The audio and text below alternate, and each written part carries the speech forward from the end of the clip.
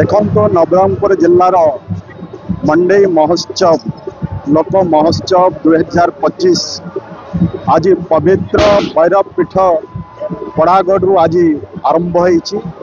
ये हूँ ऐतिहासिक पीठ आर इतिहास रही पवित्र स्थान आज नवरंगपुर जिलार जो मंडई महोत्सव लोक महोत्सव आज तार शुभारंभ होती।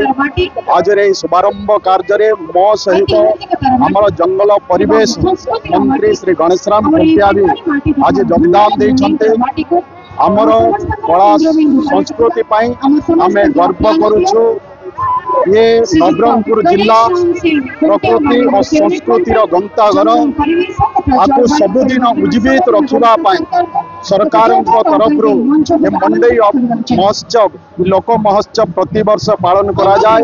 आज तार शुभारंभ होबे जिलार प्रति ब्लॉक रे मंडई महोत्सव पालन होगा सत्ते परवर्ती समय जिले में मंडई महोत्सव पालन करा समस्त अंचल समस्त जी भी देवादेवी आज समस्त समागम होती।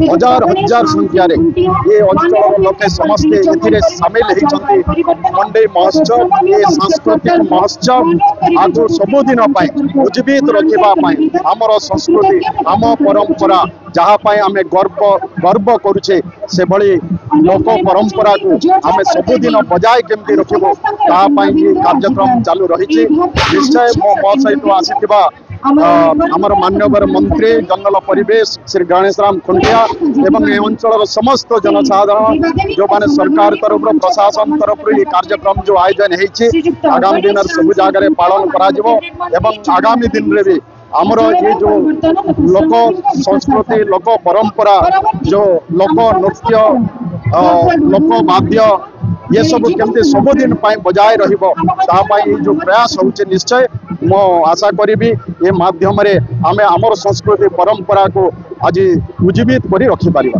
धन्यवाद।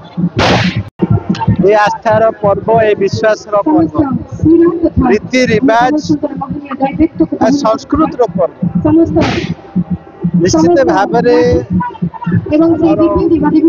भैरव बाबा आशीर्वाद आसी जगन परिवेश जलवायु श्रम विभाग मंत्री हिसाब से सौभाग्य अर्जन कर मानवर मंत्री स्कूल एंड मास एजुकेशन जनजाति मंत्रालय से कहले मुझे जान नी मोर सौभाग्य निश्चित भाव में मोर द्वितीय परिदर्शन ये जिला को मोर आगुरी भी थे नवरंगपुर जिला को आसती। आज जो पड़ागढ़ को आसबार मोर निश्चित बाबा आशीर्वाद अच्छी ए मंडी पर्वर जो आशीर्वाद अच्छे निश्चित भाव में मोर सौभाग्य आसिले देखिली निश्चित भाव में आस्थार जो अच्छी ये लोकंर आशीर्वाद निश्चित भाव में अच्छी माँ आशीर्वाद एवं बाबा आशीर्वाद अच्छे ये आसिली बहुत खुशी लगला। मुझे जान नी खाली बाहर शुणी ये जो आस्थाटा बहुत वर्ष लागू रो समस्त शुभेच्छा सुविधा एवं डिवोटी मान आशीर्वाद।